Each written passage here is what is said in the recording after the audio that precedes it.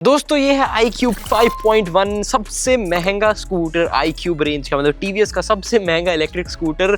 इसका on road price 2 lakh से भी ऊपर चला जाता है। And I am going to do the ride review of this scooter. Should you actually spend this much money on this family electric scooter? मेरा नाम है नितिश बस्सी, तो चलिए भगाते हैं।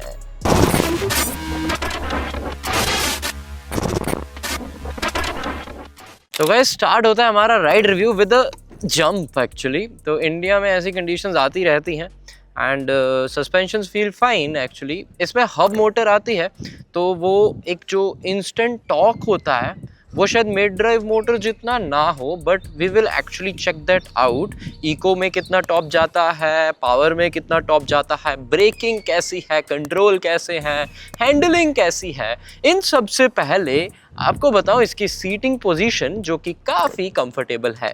It's very very normal and ordinary. जो आप अगर कोई भी स्कूटर चलाते हो अभी, चाहे वो पेट्रोल हो, इलेक्ट्रिक हो, कोई भी डिसेंट इलेक्ट्रिक स्कूटर भी हो, तो आपको एकदम कंफर्टेबल सीटिंग वैसे ही लगेगी, कुछ ऑड नहीं लगेगा। So yes, it actually gets right with the name of family electric scooter. Family scooter, तो फैमिली स्कूटर के हिसाब से जो सीटिंग होनी चाहिए वैसी है। एंड जो कंट्रोल्स हैं वो भी काफी सिंपल है, काफी सॉर्टेड हैं। आगे 220 mm की डिस्क ब्रेक है, तो यस दैट इज पावरफुल। तो दोनों ब्रेक्स को एक साथ अप्लाई करते हुए आपको कॉन्फिडेंस आएगा, सिर्फ पीछे वाली ब्रेक से कुछ नहीं होगा। इसमें हमें मैनुअल पार्किंग ब्रेक मिलती है, मतलब हिल होल्ड नहीं है, उस वजह से ये एक उसका अल्टरनेट दे दिया। देखिए 2 लाख से ऊपर आप स्पेंड कर रहे हो ना scooter and you don't get hill hold feature. Okay, it is what it is.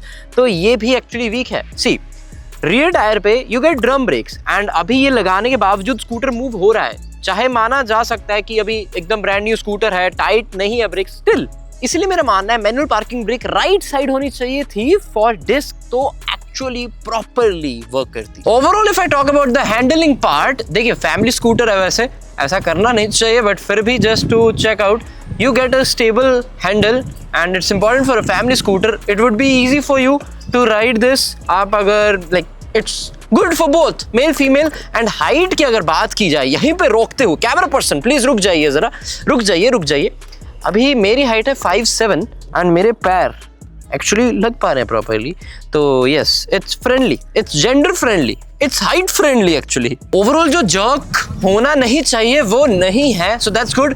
Hub Motors में कई बार हमें दिक्कत मिलती है जर्क की। स्पीड की बात करें 2 ही मोड्स हैं, but they are nice. Eco mode में भी अच्छी खासी पार है एक्चुअली। या अभी मैं 40 पे राइड कर रहा हूँ, it's fine, it's nice. 40, 50, 51, 52, okay and 52। Actually इसका जो इको मोड है वो 52 तक जाता है। यूजुअल इलेक्ट्रिक स्कूटर्स के इको मोड से ज्यादा प्रैक्टिकल है। एंड अगर पावर मोड पे स्विच करें तो वो ड्रास्टिक पावर चेंज तो नहीं मिलता, बट यस 50 के बाद आपको वो भागती दिखेगी। आपको इसकी पावर का आइडिया देने के लिए लेट्स डू 0 to 40 टेस्ट। देखते हैं पावर मोड में कितनी जल्दी पहुंचता है 2 लोगों के साथ, और कैमरा मैन पीछे बैठे हुए हैं। Let's go, 3, 2, 1 go. And it's quick, मतलब या मिड ड्राइव जितना तो नहीं, बट हब मोटर के हिसाब से it's fine, it's quick. Family electric scooter के हिसाब से इट्स क्विक, या इट्स डिसेंट। एक और चीज आपको बतानी थी कि जब ये 50 से ऊपर चला जाता है फिर आप इसे इको मोड पे नहीं स्विच कर पाते। तो जब तक 50 से नीचे नहीं आएगा तब तक इको मोड पे नहीं स्विच होगा। देखिए अब हो गया, बट 50 के ऊपर जाने के बाद मोड स्विच होगा ही नहीं, वो पावर पे ही रहेगा। फिलहाल कुछ चीजें जो मुझे इनकन्वीनियंट लगी, जैसे कि इसकी हर चीज को लॉन्ग प्रेस करना पड़ता है। सबसे पहले ऑन करने के लिए लॉन्ग प्रेस, फिर पार्क असिस्ट जो है मतलब रिवर्स मोड करने के लिए आपको लॉन्ग प्रेस करना पड़ेगा। पी मोड को ब्रेक दबाओगे, लॉन्ग प्रेस करोगे फॉर 2 सेकेंड्स। अभी ये आ गया, नाउ दोबारा पी को दबाना है, बीप करेगा तो पीछे जाएगा, दोबारा पी को दबाऊंगा तो आगे जाएगा। ये पार्क असिस्ट है बेसिकली, पार्किंग में हेल्प करने के लिए। पीछे 3 तक जाता है 3 kmph, आगे 8 to 9 kmph तक जाता है। एंड दोबारा अगर मुझे नॉर्मल मोड पे चलना है तो मोड को सिंगल क्लिक नहीं, मुझे लॉन्ग प्रेस ही करना पड़ेगा। सो बेसिकली TVS iQube में सब कुछ लॉन्ग प्रेस पे ही चलता है। इसकी जो टॉप स्पीड है 82 kmph, वहां तक तो जाता ही है, but what matters the most, कितनी जल्दी जाता है। अभी सिर्फ सामने हमारे 200 भी नहीं, एक्चुअली 150 मीटर का एरिया है। वी वांट टू सी इसे कवर करने के लिए टॉप स्पीड कितनी जल्दी हिट कर पाता है। Let's go in the power mode, full throttle, full power with pillion.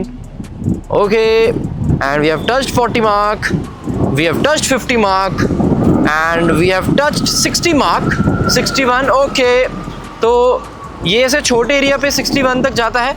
Will keep going, will keep going, will keep going, will keep going. चलाते चलाते एक और कमी जो मुझे खली वो थी इसकी पॉकेट्स ना होना।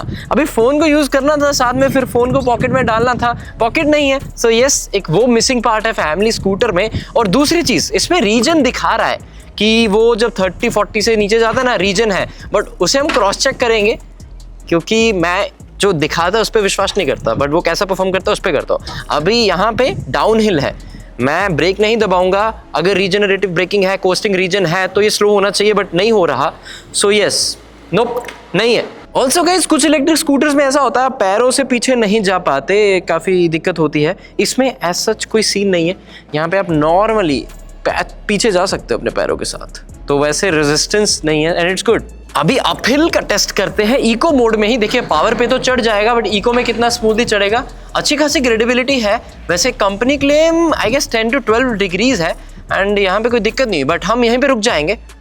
इसका एक्चुअल यही टेस्ट होता है। देखिए सबसे पहले दोबारा आपको बताऊँ मैनुअल ब्रेकिंग कैसी है। देखो मैनुअल पार्किंग ब्रेक कैसी है, अभी लगाई बट नहीं, ऑटो हिल होल्ड तो है ही नहीं, ये भी अच्छे से काम नहीं कर रहा। अभी यहाँ पे अगर खड़े होके मैं थ्रोटल दूं, थोड़ा जर्क तो करता है स्टार्टिंग में, बट यस आप ऊपर को जा पाते हो, so won't be an issue actually. तपती गर्मी में इसका राइड रिव्यू करने के बाद क्या अच्छी चीजें हैं, क्या बुरी चीजें हैं, ये सब बताऊंगा, बट इससे पहले सब्सक्राइब जरूर कर दो यार। देखो कितनी गर्मी, एंड वीडियो को भी लाइक कर दो। मेजर मिसिंग फील होती है कोस्टिंग रीजनरेशन में, जो आपको करके दिखाया कैसे डाउनहिल में भी स्पीड कम नहीं होती, ब्रेक्स को अप्लाई करना पड़ता है। यूजुअली इलेक्ट्रिक स्कूटर्स में ऐसा नहीं होना चाहिए, स्पेशली जब इतना एक्सपेंसिव हो, जब 2 लाख से ऊपर हो ऑन रोड प्राइस में। उसके अलावा ऑटो हिल होल्ड भी नहीं है, पीछे भी आपको ऑफकोर्स डिस्क ब्रेक नहीं मिल सकती थी हब मोटर की वजह से। सो ये कुछ चीजें हैं, मुझे लगता है ऐसी चीजें हैं जो मेजर मिसिंग बोलेंगे, मैं तो डेफिनेटली बोलूंगा। उसके अलावा ये इट्स अ स्मार्ट स्कूटर, कुछ फैमिली स्मार्ट स्कूटर ही बोलेंगे कि अगर कोई 40-50 वाला भी चलाना चाहे तो कॉम्प्लिकेटेड नहीं है, जॉयस्टिक से सिंपली कंट्रोल कर पाओगे।